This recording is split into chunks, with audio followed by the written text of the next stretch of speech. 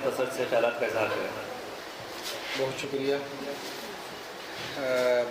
مجھ سے پہلے جو مقررین یہاں یوم بدر کے حوالے سے گفتگو فرما کے گئے ہیں وہ یقیناً مجھ سے زیادہ قابل بھی ہیں اور معلومات بھی ان کی مجھ سے زیادہ ہے۔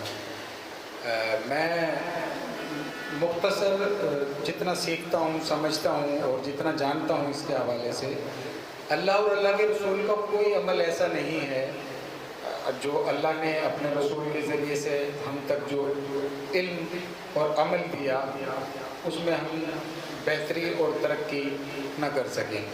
اسی طرح یوم بدر کا جو یہ مارکہ ہے اور غزوہ ہے تو اس میں ہمیں سبق تو بہت سارا، جیسے ابھی ریحان حنیف بھائی نے فرمایا اور دیگر مقررین نے اس کی اہمیت کو اجاگر کرنے کی کوشش کی۔ اہمیت تو بہت ہے، سیکھا کیا ہم نے اس سے؟ تو سیکھا کچھ نہیں۔ اہمیت تو ہمیں پتہ ہے، ہم یہاں ایک 2-3 گھنٹے کی تقریریں کر سکتے ہیں اور مجھ سے پہلے جو مقررین ہیں مختصر ٹائم میں بہت کچھ بول کے چلے گئے اور یقیناً ہمارے بانی چیئرمین مزید اس پہ روشنی ڈالیں گے۔ تو میں ایک مختصر بات یہ ہے کہ 313 ہزاروں کے لشکر پہ بھاری کب پڑتا ہے؟ اللہ کی مدد یقیناً ہے، رسول صلی اللہ علیہ وسلم کی قیادت، اس سے بڑی بات ہو ہی نہیں سکتی دنیا میں۔ اس کے ساتھ آپ صلی اللہ علیہ وسلم کی قیادت کے ساتھ ساتھ ماہ رمضان، بھوک پیاس کے ساتھ، نامناسب حالات جیسے میرے بھائی نے پہلے فرمایا، بہت زیادہ طاقت بھی نہیں، اس کے باوجود فتح جذبے کی تھی، مضبوطی ایمان کی تھی۔ وہ آج ہم جتنے بھی مسلمان ملک ہیں کہاں کس میں نظر آ رہی ہیں؟ سوچ اور فکر تو یہ ہے کہ ہم کیا ہیں، وہ تو اللہ نے مدد کی اور ان کی اپنی مدد کی۔ میں ایک مثال دیتا ہوں، ہو سکتا ہے کسی کو مجھ سے اس پہ اعتراض ہو، جو میں بچپن سے دیکھتا ہے وہ مثال میرے ذہن میں، اور کبھی کبھی میں اس مثال پہ بہت غور کرتا ہوں۔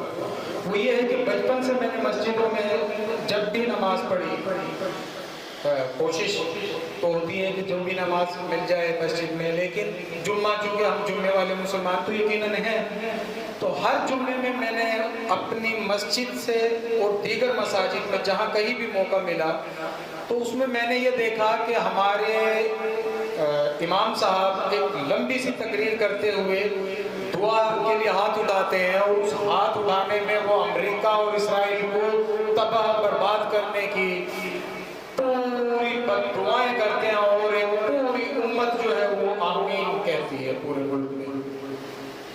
اور جیسے جیسے میں بڑا ہوتا چلا گیا میرے ذہن میں یہ بات آتی گئی کہ آج تک امریکہ تباہ کیوں نہیں ہوا، آج تک اسرائیل تباہ کیوں نہیں ہوا؟ سمجھ نہیں آئی بات۔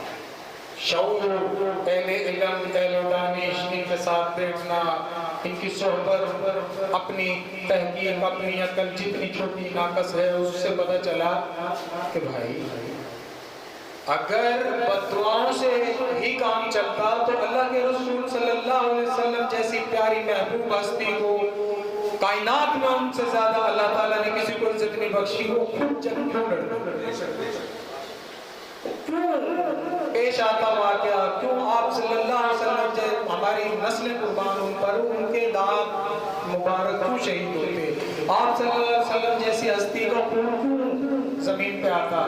مقصد وہ دعاؤں سے اللہ تعالیٰ سے کہتے کہ اللہ سب کو مسلمان کر دے، مقصد نہیں آئی سمجھ میں۔ تو بس عمل کی ضرورت ہے، عمل ہے تو بہت کچھ ہے، اللہ کی ذات وہی ہے، نظام وہی ہے، اسلام وہی ہے، ایمان وہی ہے، نہیں ہے تو مسلمان وہ نہیں ہے۔ بہت شکریہ۔